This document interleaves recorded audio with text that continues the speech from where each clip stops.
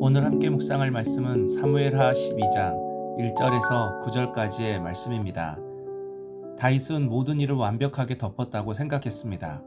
사람들도 몰랐고 신하들도 몰랐고 밧세바도 왕궁으로 들어왔습니다. 이제 모든 것이 다 끝났다고 생각했습니다. 그런데 하나님은 다윗을 그냥 두지 않으셨습니다. 그래서 1절 여호와께서 나단을 다윗에게 보내시니 그가 다윗에게 가서 그에게 이르되 한 성읍에 두 사람이 있는데 한 사람은 부하고 한 사람은 가난하니. 다윗은 모든 것이 해결되었다고 생각했지만 하나님은 아니셨습니다. 나단 선지자를 보내셨습니다. 이것이 은혜입니다. 하나님은 다윗을 즉시 심판하지 않으셨습니다. 벼락을 내리치지도 않으셨습니다. 먼저 말씀을 보내주셨습니다. 그래서 회개의 기회를 주셨습니다. 사실 하나님이 침묵하시는 것이 더 무서울 수 있습니다. 죄를 지어도 아무 말씀도 하지 않으시고 양심의 가책도 없고 말씀에 찔림도 없다면 그것이 더 두려운 일입니다. 그러나 하나님은 사랑하는 자를 포기하지 않으십니다. 그래서 나단을 보내셨습니다. 오늘도 하나님은 나단과 같은 사람들을 우리 곁에 보내십니다. 설교를 통해, 말씀 묵상을 통해, 때로는 가족과 성도의 권면을 통해 우리의 죄를 비추어 주십니다. 그때 마음이 불편하고 찔리는 것은 하나님이 우리를 미워해서가 아닙니다. 우리를 살리시기 위해서 그러시는 것입니다. 4절 어떤 행인이 그 부자에게 오매 부자가 자기에게 온 행인을 위하여 자기의 양과 소를 아껴 잡지 아니하고 가난한 사람의 양 새끼를 빼앗아다가 자기에게 온 사람을 위하여 잡았나이다 하니. 나단은 다윗의 죄를 직접 지적하지 않았습니다. 먼저 한 가지 이야기를 들려주었습니다.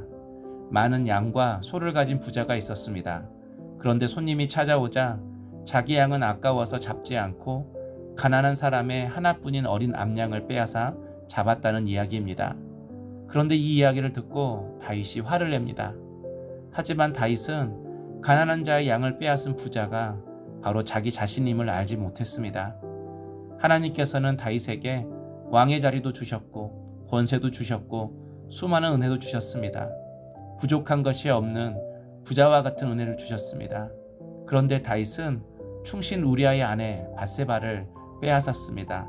탐했습니다. 하나님이 주신 것으로 만족하지 못하고 하나님이 주시지 않은 것을 가지려 했던 것입니다. 그래서 7절 나단이 다윗에게 이르되 당신이 그 사람이라.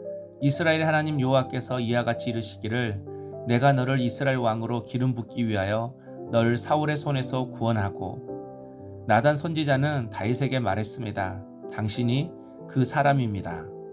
다윗은 순간 충격을 받았을 것입니다. 지금까지 숨겨졌다고 생각했던 죄가 하나님 앞에서는 모두 드러나 있었기 때문입니다. 다윗은 하나님이 주신 것으로 만족하지 못했습니다. 더 가지려고 했습니다. 그래서 죄는 부족함에서만 오는 것이 아닙니다. 오히려 많이 가졌는데도 만족하지 못할 때 시작됩니다. 사실 모든 죄의 뿌리는 하나님이 주신 은혜를 잃어버린 데서부터 시작합니다. 이미 받은 은혜보다 받지 못한 것에 마음을 빼앗길 때 죄가 시작됩니다. 오늘 나는 어떻습니까? 하나님이 이미 주신 은혜를 감사하며 살아가고 있습니까? 아니면 하나님이 주시지 않은 것만 바라보며 불평하고 있습니까? 9절 그러한데 어찌하여 내가 여호와의 말씀을 업신여기고 나 보기에 악을 행하였느냐? 내가 칼로 햇사람 우리아를 치되 암몬 사람의 칼로 죽이고 그의 아내를 빼앗아 내 아내로 삼았도다. 하나님은 이제 다윗의 죄를 분명하게 말씀하십니다. 그런데 하나님은 네가 밧세바를 범했다, 네가 우리아를 죽였다라고만 말씀하지 않으십니다. 먼저 이렇게 말씀하십니다. 어찌하여 네가 여호와의 말씀을 업신여기고. 바로 이것이 죄의 본질이고 죄의 시작입니다. 다윗의 문제는 단순히 간음과 살인이 아닙니다. 그 이전에 하나님의 말씀을 가볍게 여긴 것입니다. 하나님을 만홀히 여긴 것입니다. 사실 모든 죄는 여기서 시작됩니다. 하나님의 말씀을 업신여긴다는 것은 성경책을 바닥에 던진다는 것이 아닙니다. 말씀을 모르는 것도 아닙니다. 말씀을 알면서도 내 생각이 더 옳다고 여기는 것입니다. 하나님은 가지 말라고 하시는데 내가 가는 것이고, 하나님은 멈추라고 하시는데 내 욕심을 위해 멈추지 않는 것입니다. 성도 여러분, 우리의 문제도 크게 다르지 않습니다. 말씀을 몰라서 넘어지는 경우보다 말씀보다 내 생각, 내 욕심, 내 종욕을 더 따르기 때문에 넘어지는 경우가 많습니다. 그래서 신앙은 말씀을 얼마나 많이 아느냐의 문제가 아니라 말씀 앞에서 얼마나 순종하느냐의 문제입니다. 하나님께서는 오늘 또 우리에게 물으십니다. 어찌하여 네가 여호와의 말씀을 업신여기고, 오늘 내가 업신여기는 말씀은 무엇입니까? 이 질문 앞에 정직하게 서는 저와 여러분 될 수 있기를 소망합니다. 적용 질문입니다. 하나님께서 지금까지 베풀어 주신 은혜 가운데 내가 잊고 살아가는 것은 무엇입니까? 기도하겠습니다.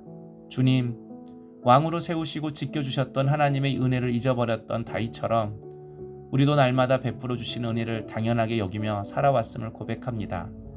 하나님께서 이미 주신 것에 감사하게 하시고 주신 은혜 안에서 만족할 줄 아는 믿음을 허락하여 주옵소서.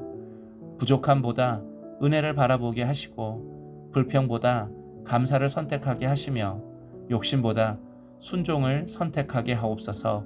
예수님의 이름으로 기도하옵나이다. 아멘.